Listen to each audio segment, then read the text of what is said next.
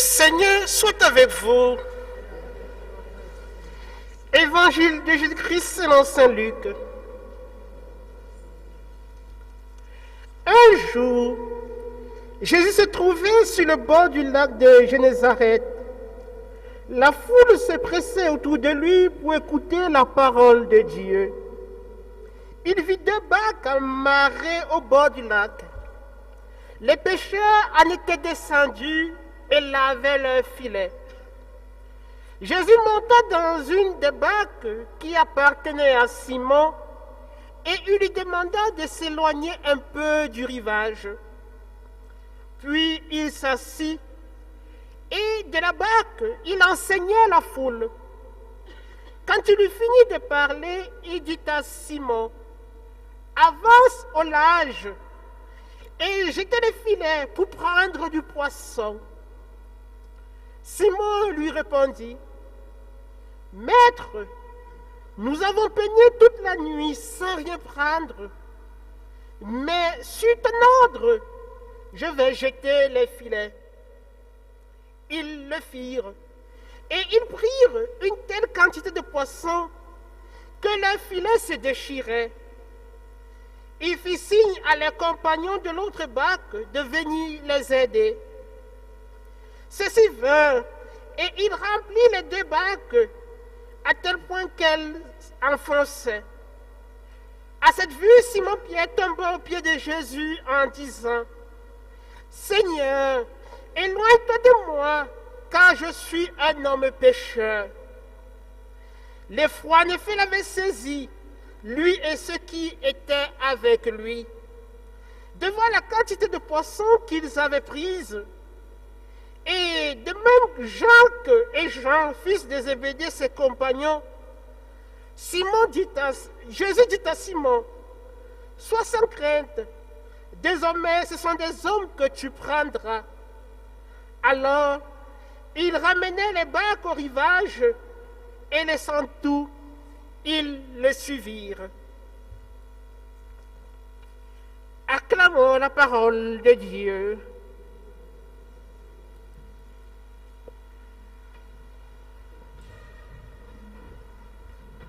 Sois sans crainte, désormais ce sont des hommes que tu prendras. Bien-aimés dans le Christ, loué soit Jésus-Christ. Loué soit Jésus-Christ. Vous êtes endormi ou fatigué? Aujourd'hui, la parole de Dieu nous invite à méditer sur la vocation. La vocation d'Isaïe dans la première lecture, la vocation des premiers apôtres dans l'Évangile, notamment celle de Pierre, et la vocation de Paul. Et cette méditation sur la vocation s'inscrit en continuité avec les dimanches précédents. Ceux qui étaient la dimanche passé ont dû entendre l'Évangile et la bonne nouvelle sur la vocation prophétique. Dieu qui appelle Jérémie, Dieu qui appelle chacun de nous pour être son messager, pour être son porte-parole. Et aujourd'hui, dans les textes qui nous sont proposés, la liturgie nous offre de découvrir un autre aspect de cet appel de Dieu. Dieu appelle des hommes tels qu'ils sont, avec leur force, avec leur faiblesse, pour être avec lui et pour accomplir une mission particulière. Et dans le texte que nous avons lu, nous voyons avec le prophète Isaïe un homme qui se reconnaît pécheur, qui se reconnaît impur, aux lèvres impures, et en face de lui, il a un peuple impur comme lui, car fils de son temps, fils de sa société.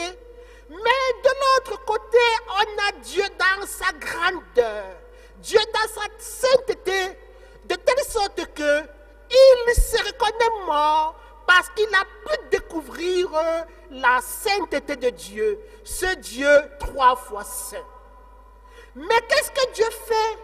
Il ne les punit pas, parce qu'en réalité, ce qui était prévu par la loi, personne n'osait voir Dieu.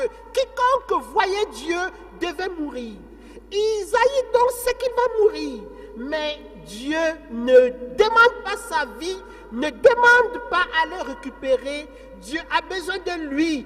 Il a besoin de sa disponibilité pour être son messager. Et c'est pourquoi aussitôt que l'ange vient purifier ses lèvres, il sera totalement disponible pour l'annonce de la bonne nouvelle. Et c'est pourquoi il dit donc,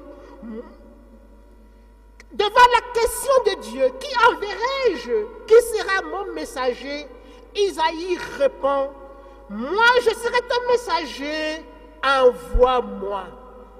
Il a fait l'expérience de Dieu dans sa splendeur, l'expérience de Dieu dans sa sainteté.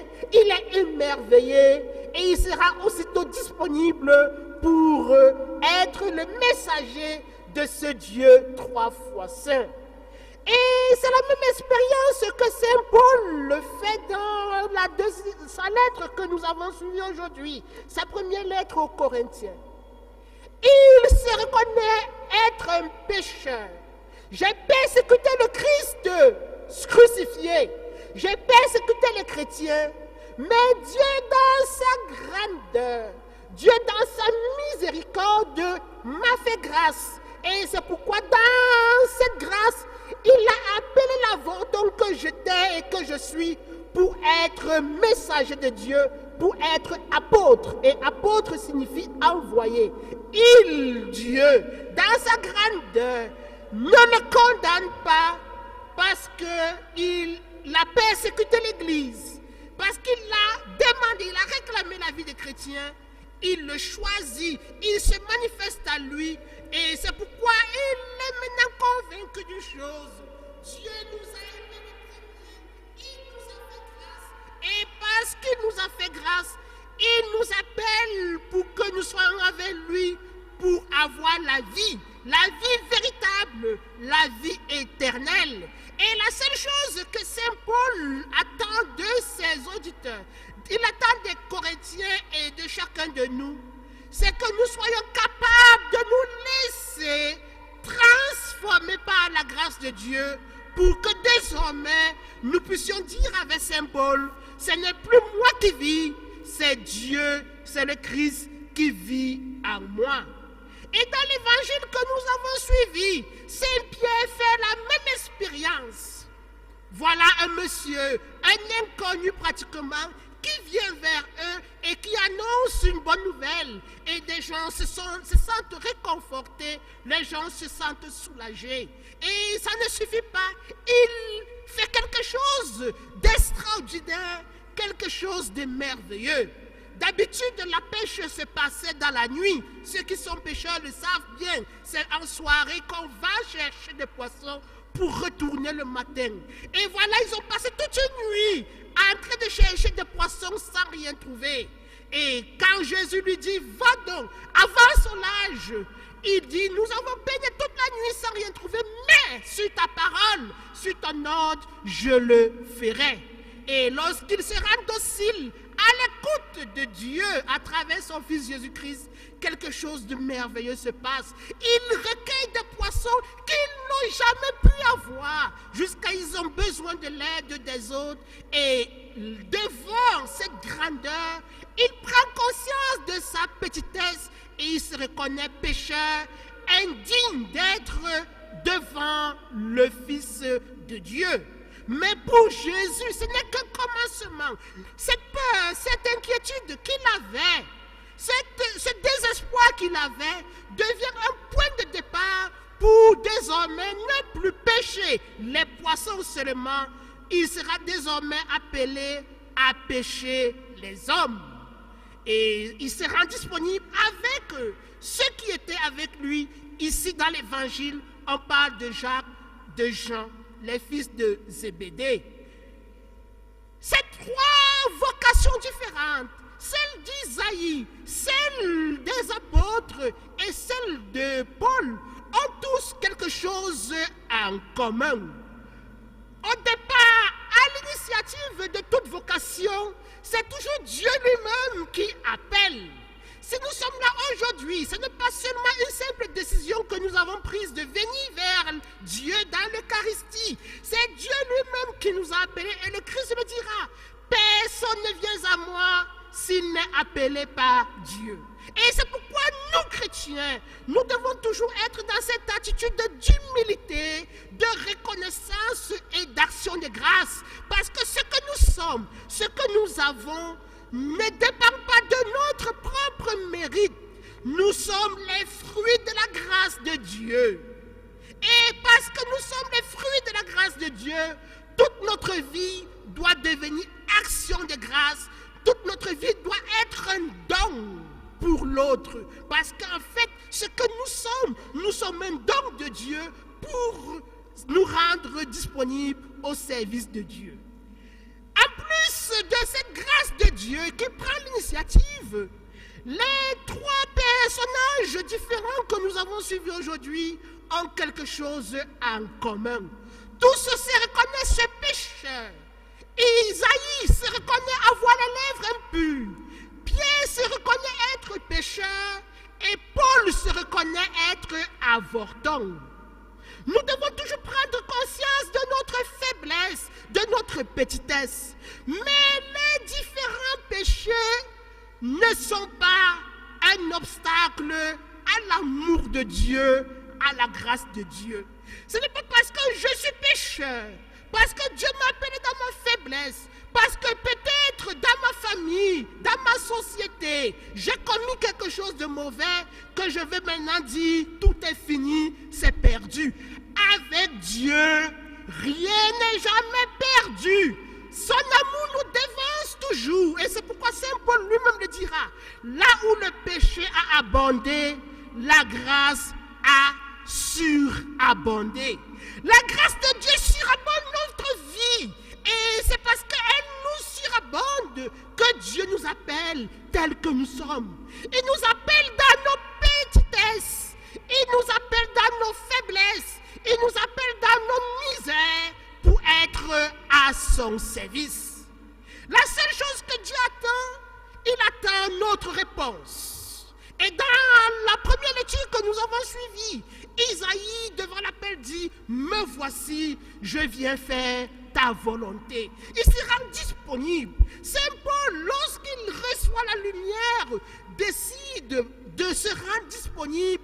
Lui maintenant, qui était le persécuteur, va finir par être persécuté au nom de cette foi qu'il annonce. Pierre, Jacques, Jean et les autres apôtres, malgré leur faiblesse, vont se laisser séduire, saisir par la grâce de Dieu et vont laisser derrière leur bac, leur famille et tous les différents engagements qu'ils avaient pour désormais être les héros de l'évangile, les messagers de la bonne nouvelle jusqu'au don de leur propre vie. Et c'est pourquoi tous vont pratiquement mourir martyrs, à l'exception de Jean, qui manifeste le martyr d'une autre façon, le martyr de l'amour, lui qui était le disciple le plus aimé.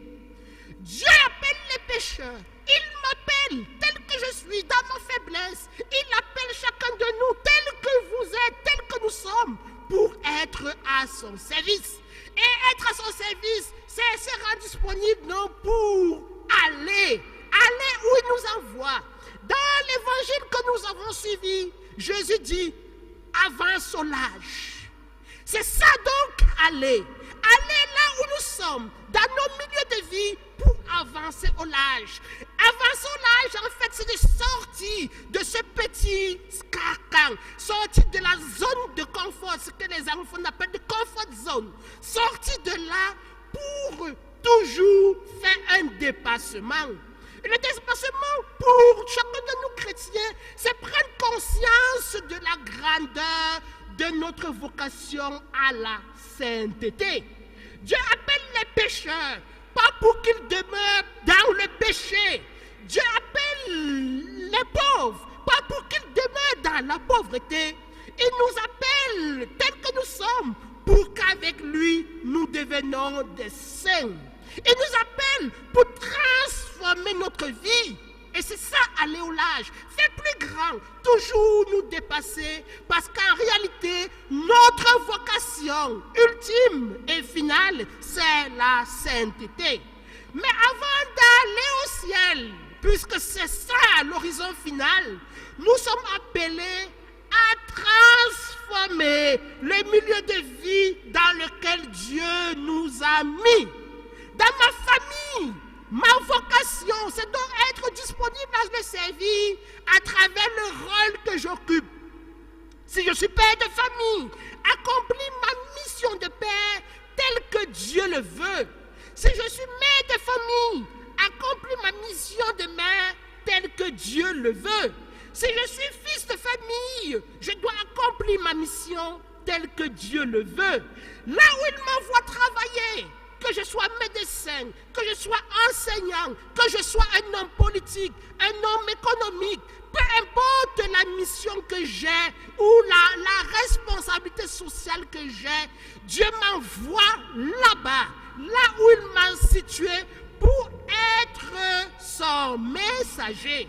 Et son messager s'est transformé, ce monde, à travers l'évangile vécu, à travers notre propre témoignage de vie, ma façon d'être, de penser, d'agir, de vivre doit être à la lumière de l'évangile. Et c'est pourquoi le Christ ne manquera pas de dire à ses disciples, vous êtes le sel de la terre, vous êtes la lumière du monde. Et c'est donc être lumière et sel à travers cette joie qui habite en moi, cet amour que j'ai et que je communique, cette disponibilité à être au service des uns des autres, cette humilité qui doivent tous nous caractériser. Et c'est cette grâce que nous devons demander aujourd'hui au Seigneur dans cette célébration eucharistique, que Dieu nous donne la grâce d'écouter son appel, d'écouter sa parole et de nous rendre disponibles pour être un signe de sa présence là où nous sommes, dans nos familles, dans nos communautés, dans nos milieux sociaux professionnels, pour que partout où nous sommes, resplendisse toujours la bonne nouvelle. Et ce n'est qu'ainsi que nous serons donc les évangélisateurs, les annonciateurs de la bonne nouvelle, sans jamais nous fatiguer. Loué soit Jésus-Christ.